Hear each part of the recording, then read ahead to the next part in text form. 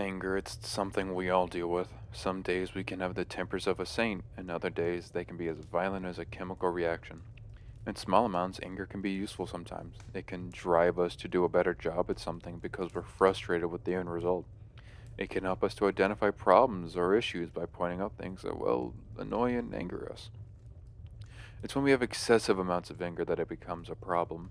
When we're shaking with anger, when the only thing that might relieve us of this curse is by hitting something or yelling so loud it can damage our throats. This kind of anger is, well, detrimental to say the least. I don't believe anyone likes to be this kind of angry. I know I certainly don't.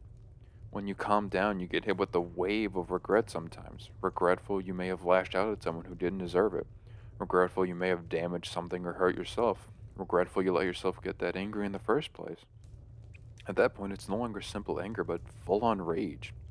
This rage can be more damaging than you might think. Well, yes, it can hurt relationships and things like your hands, walls, and the objects around you. It can raise your blood pressure, cause anxiety and insomnia, and sometimes even strokes and plenty of other issues if not managed properly. Anger is not something you can always deal with easily. When we're mad and stressed, our problems only seem to grow at times. One of the best things you can do, however, is simply walk away. Leave the situation if possible and try to find a moment for yourself where you can breathe and calm naturally. A short walk can do you a lot of good. Physical activity and nature go hand in hand when wanting to calm. Going on a short nature walk is not always an option, however. Maybe you don't live close to a more natural area. Maybe you get mad when you're at work and you can't stop, or maybe you're just unable for any number of reasons. There's a few other methods when dealing with anger. You just need to do what works best for you in the current situation.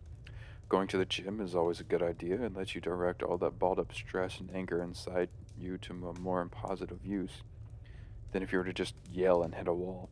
Don't go overboard though. You aren't there to become the next rock, you're just there to let out some steam.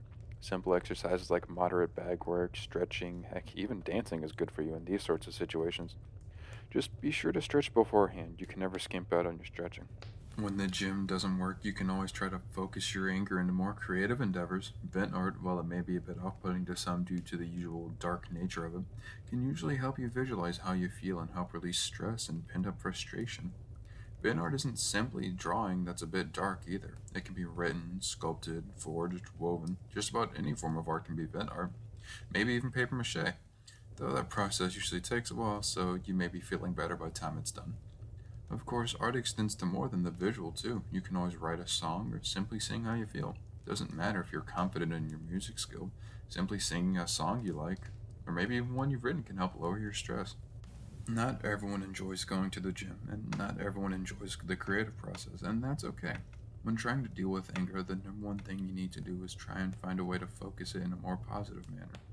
If you enjoy doing something, trying to use your anger as a fuel to improve is never a bad idea. Just make sure you don't go overboard while you're at it. If, while you're angry, you lash out at someone who didn't deserve it, be sure to apologize if you're able to.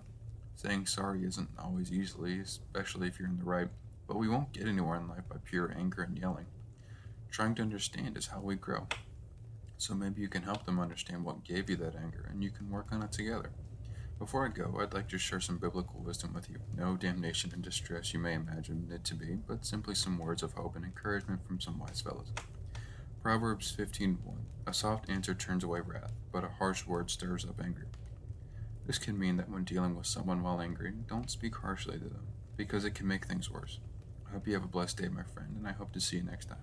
If you'd like, tell me some things that are bothering you, and I'll see how I can help.